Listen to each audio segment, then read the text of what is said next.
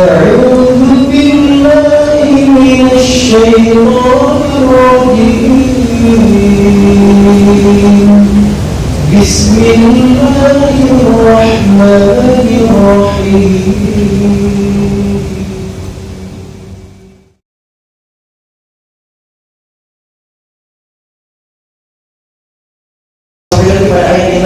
وَبِالْوَالِدَيْنِ إِحْسَانًا dan berbuat baiklah kepada kedua orang tua. Bila kita ayatnya pada takul mabuk ngomong aja rusak. Kita hari ini berarti kenapa harus sakit sama orang tua ya? Berapa kali kita membantah, berapa kali kita memberikan suara, berapa kali kita tidak mau pasti disuruh, berapa kali kita kecewain mereka. Banyak dosa kita.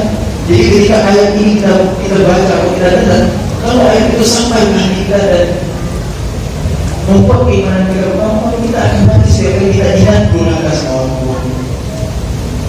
Sampai lagi pada ayat wa ahallallahu al-bai'a wa harrama al-riba. Padahal Allah telah menghalalkan jual beli dan mengharamkan riba. Maka saya tidak akan bermuamalah dengan cara-cara yang tidak diridhoi oleh Allah. Di bank konvensional, dari asuransi yang non syariah, dari segala bentuk akad muamalah yang enggak diridhoi Allah, hindari. Itu kalau ayat itu sampai hati kita. Sampai lagi pada Quran surah Al-Ahzab yang 59 misalnya tentang kewajiban berhijab buat perempuan. Apa hukumnya berhijab teman-teman? Ladies wajib. Ada yang bilang mubah atau sunnah. Nggak ada sepakat ya. Jangan sampai diprovokasi atau diracun oleh pemikiran liberal, sekuler, orientalis. Apa kata mereka? Buat apa perempuan berhijab kalau melakukannya berbaik? Mending hatinya aja yang dibaikin. Pernah dengar kan? Seremoni dewi itu sesat misalnya. Gimana sesatnya? Allah menyuruh perempuan muslimah untuk berhijab itu karena Allah memuliakan kaum wanita perempuan. Seperti mereka kan harus dihijabkan ya. Dan itu perintah Allah. Akhlak yang baik. Wafat ibn Sebebul Al-Hasani itu juga perintah Allah lewat lisan Rasulnya. Akhlak yang bagus itu juga perintah Allah. Tapi berhijab itu kewajiban dari Allah. Menutup semua orang perhiasan kecuali orang yang berhak. Kalau di depan suami, di depan mahram, tidak ada kewajiban berhijab. Tapi kalau di luar rumah dan mereka ketaatan kepada Allah, perempuan yang soleh adalah as-salihatu qanitatu hafizat, yang muhajjabah, yang menjaga diri. Jadi seluruh tubuh aurat termasuk kepala itu ditutup, bukan hati yang dihijab. Yang dibaliknya membuka kepala, menutup hati. Itu kan terbalik. Dihijabin hatinya. Tahu tak maksudnya apa? Qadarallahu ala qulubihim. Allah kunci hati mereka. Jangan orang munafik artinya hidayah Allah tak bisa masuk. Maksudnya kepala yang ditutup, hati yang dibuka, hati yang justru dibuka. Alam nashrah lana sadrak, bukan kita lapang dan begitu dan hati dibuka, diluasin, dia masuk. Jangan dibalik-balik ya.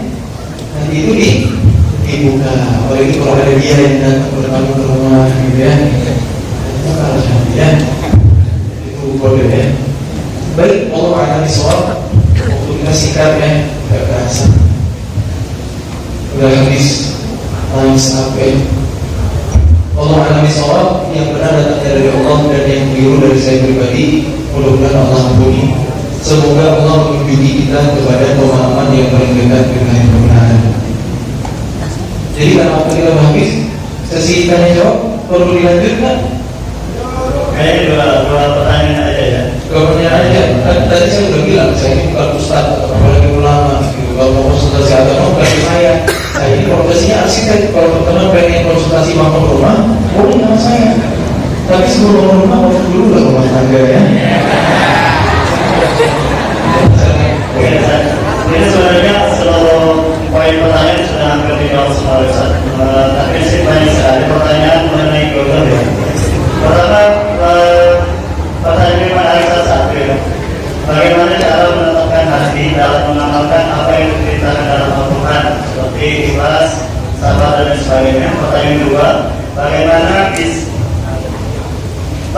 cara Ustaz untuk mendapatkan jodoh seperti antum?